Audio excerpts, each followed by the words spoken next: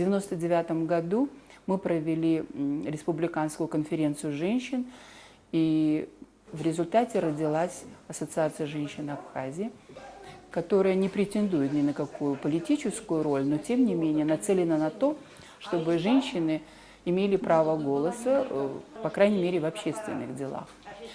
Пока Ассоциация женщин Абхазии не заявляла о своей позиции во время каких-либо выборов, но, возможно, в будущем это будет происходить. Мы будем меняться, и наша организация, возможно, как бы станет более амбициозной.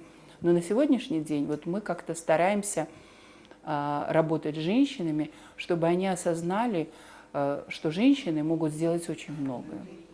Международный опыт показывает, что те страны, где доля женщин в парламентах достаточно высока, то есть не менее 30–40%, отличаются более низким уровнем коррупции. Я совершенно не хочу сказать, что все женщины очень честные, порядочные. К сожалению, это не так, но практика показывает, что женщины очень ответственны, что для них, как правило, общественные и государственные интересы находятся на первом месте. Я вообще считаю, что самое главное в государстве – это воспитание детей. И если у нас не будет сделано так, чтобы наши дети получали нормальное образование, у нас будущего не будет. И это очень важно. И я считаю, что именно женщины могли бы сделать в этом направлении очень много. И поэтому я считаю, что женщины должны идти во власть. Я считаю, что у женщин огромный потенциал. Не потому, что они лучше, просто они не хуже и знают не меньше. Может быть, женский взгляд на те же проблемы, женский подход решения этих проблем позволил бы нам разрешить какие-то вопросы более безболезненно, более продуктивно. Именно в этом я как бы вижу свою задачу. Мы все прекрасно видим и знаем, что как бы средний контингент чиновников в большей степени представлен грамотными, профессиональными женщинами. Но когда вопрос встает о том, чтобы занять какую-то ответственную должность, предпочтение отдается мужчинам. Вот существует такое заблуждение, что ничто не мешает женщине сегодня. Пусть выдвигаются, пусть побеждают, вот просто они не хотят. На самом деле нет равных условий. Хоть в Конституции написано, что все равны, независимо от пола и так далее. На самом деле вот такого реального равенства возможностей, конечно, не существует.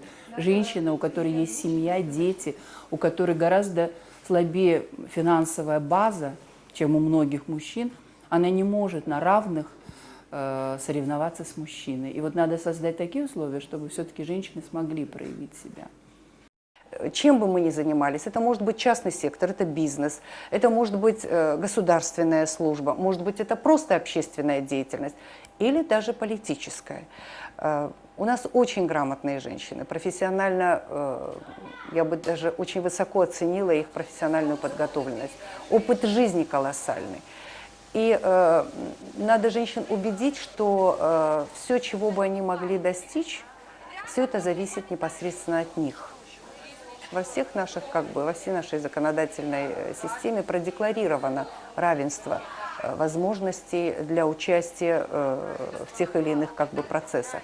Но женщин что-то сдерживает. И наша деятельность направлена на то, чтобы снять барьеры, сдерживающие их активность.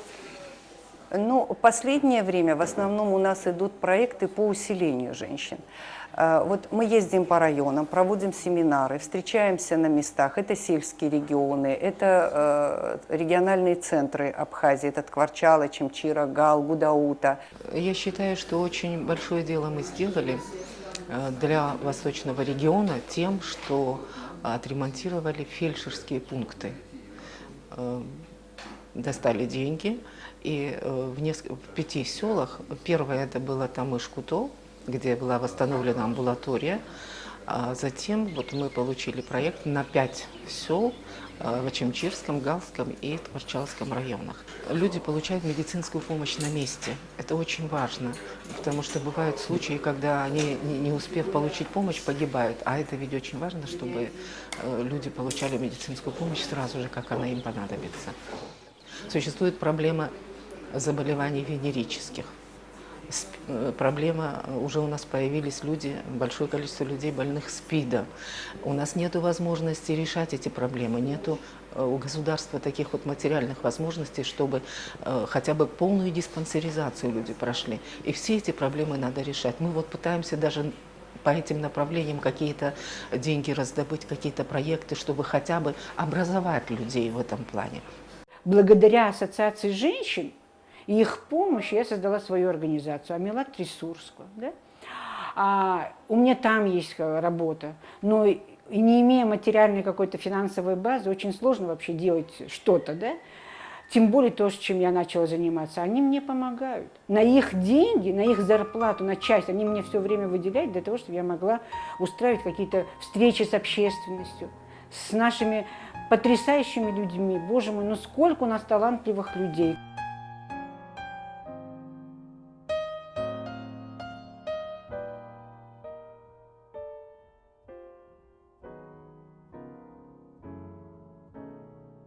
Вот мы издавали газету, но газета постоянно получать поддержку от международных организаций тоже не может. Когда-нибудь она должна переходить на самофинансирование.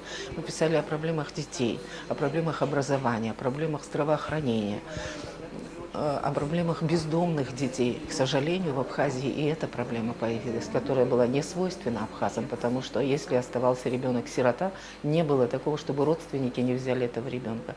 Видимо, потому что люди не обеспечены, они не могут взять на себя теперь это воспитание детей, остающихся сиротами. У нас нету даже дома для этих детей, приюта, хотя бы какого-то места, куда они могли бы приходить ночевать. И это все порождает то, что дети заболевают, начинается развивается детская проституция. Это страшно. Мы хотим усилить женщин, то есть дать им осознание своей значимости и понимание того, что женщина ни в чем не уступает мужчине. Она может быть в чем-то иная, может быть, она мыслит иначе, может быть, она видит иначе, но это не значит хуже. Это значит, что просто есть два взгляда, женский и мужской, и они оба должны быть представлены. Сейчас меня уже трудно оторвать будет от моей работы, потому что я понимаю, что это тоже важно. Я хочу сказать, что и дети тоже по-другому стали смотреть на меня. Они уже знают, что это у меня работа, что я уже какие-то вопросы решаю серьезные для нас, для семьи. Нет, я думаю, что это очень изменило и их отношение ко мне.